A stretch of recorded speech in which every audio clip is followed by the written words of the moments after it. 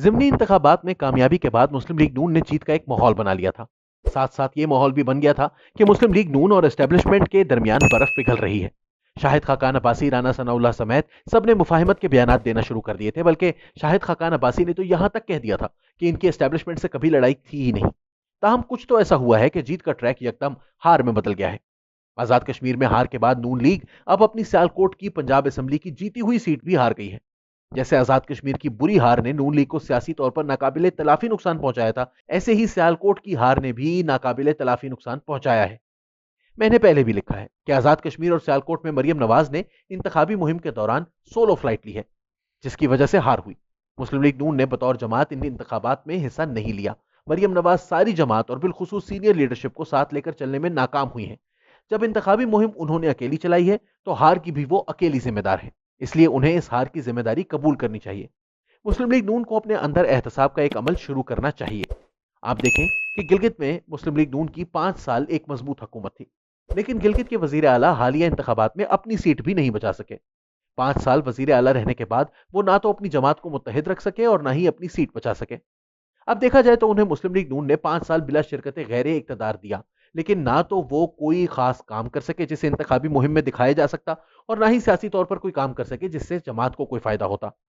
इसी तरह आजाद कश्मीर में राजा फारूक हैदर एक मजबूत वजीर आजम थे। इनके पास 2 तिहाई अक्सरियत थी, काम करने की मुकम्मल आजादी थी, लेकिन वो 2 हलकों में इंतखाब लड़ रहे थे और एक से हार गए, दूसरे से बमुश्किल जीते हैं। इनकी काबीना के अरकान इनका साथ छोड़ गए। हकीकत यही है कि इनकी नाकिस सियासी कारकर्दगी की वजह से मुस्लिम लीग नून को इंतखाबात से कबल ही काफी नुकसान हो चुका था। फिर काम भी कोई नहीं किया हुआ था। कोई ऐसा मंसूबा नहीं था जिसको दिखाया जा सकता, जिसके गिर्द इंतखाबी मुहिम चलाई जा सकती। इनके सबसे फाल वजीर मुश्ताक मिन्हास चौथे नंबर पर आए हैं। जब आप चौथे नंबर पर आए तो समझे हल्के के वोटर आपसे शदीद नाराज हैं। वरना दूसरे नंबर पर आकर आप धांधली और दीगर शिकायत कर सकते हैं, लेकिन चौथे नंबर पर आकर कुछ नहीं कहा जा सकता। इसी तरह बलूचिस्तान में सनाउल्लाह जहरी को मुस्लिम लीग नून ने वजारत आला दी। वो ना हुकूमत बचा सके और ना ही पार्टी बचा सके, बल्कि बहरान के दौर में पाकिस्तान से ही चले गए। सोने पर सुहागा पीडीएम की मोहब्बत में मरियम नवाज ने उन्हें पार्टी छोड़ने का मौका दे दिया। आज बलूचिस्तान मुस्लिम लीग नून खत्म हो चुकी है। वो साथियों और दीगर रहनुमाओं के साथ पीपल्स पार्टी में चले गए हैं। ये मिसालें देने का मकसद ये है कि सिर्फ वोट को इज्जत दो का नारा काफी नहीं है, साथ कारकर्दगी जरूरी है। अगर आपकी टीम के कप्तान ने कारकर्दगी नहीं दिखाई तो कितना भी मकबूल नारा हो, कामयाबी दोबारा नहीं मिलती। पंजाब की सूरत हाल इन सब मिसालों से मुख्तलिफ है। यहाँ शहबाज शरीफ की कारकर्दगी आज भी सियासी मुखालिफिन के लिए एक मसला बनी हुई है। आज भी मौजूदा हुकूमत के कामों का मवाजना शहबाज शरीफ के कामों से ही होता है। कारकर्दगी का जो मेयार शहबाज शरीफ ने बनाया है, इसने मुखालिफिन की रातों की नींदें आज भी हराम कर रखी हैं। इसीलिए जब 2018 में सारी एस्टेब्लिशमेंट मुस्लिम लीग नून को हराने के लिए जोर लगा रही थी, वो तमाम हथकंडे इस्तेमाल किए जा रहे थे जो गिलगित बल्तिस्तान और आजाद कश्मीर, बलोचिस्तान और दीगर जगह इस्तेमाल किए गए।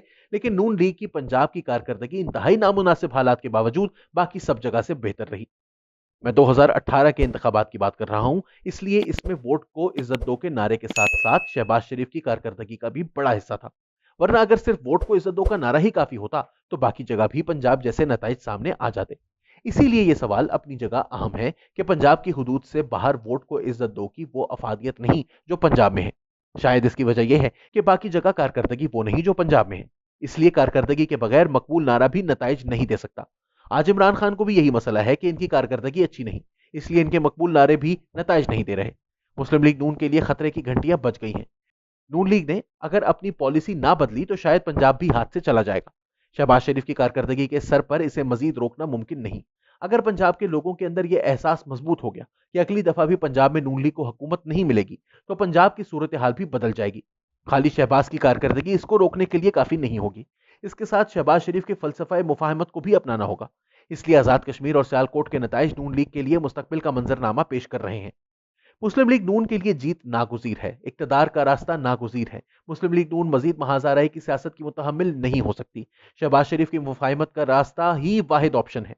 मरियम नवाज को शहबाज शरीफ के साथ कदम से कदम मिलाकर चलने की कोशिश करना होगी। इसी से बेहतरी के नताइज सामने आ सकते हैं। यह बहुत कहा जाता है कि मुफाहिमत ने आज तक मुस्लिम लीग नून को कुछ नहीं दिया। मैं ये नहीं मानता। अगर मरियम नवाज के केस को ही देख लें, इनको सियासत करने की यह आज़ादी मुफाहिमत की वजह से ही मिली है। आज नून लीग की सारी क़यादत बाहर है, अदालतों से रिलीफ मिल रहा है, नवाज शरीफ लंदन पहुंच गए हैं, राना सनाउल्लाह बाहर हैं। ये सब मुफाहिमत के समरात हैं। मुफाहिमत के बगैर ये मुमकिन नहीं था। पता नहीं यकदम मुफाहिमत क्यों खत्म हो गई। पीडीएम के चक्कर में मरियम नवाज कहां पहुंच गई, ना पीडीएम रही और सारा खेल भी खराब हो गया। तब भी शहबाज शरीफ समझा रहे थे कि यह ठीक नहीं है।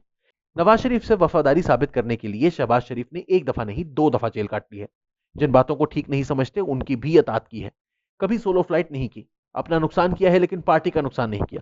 इसलिए अगर अब भी इन पर एतबार नहीं तो फिर कभी नहीं होगा। इस वक्त अब नहीं तो कभी नहीं वाली सूरत हाल है।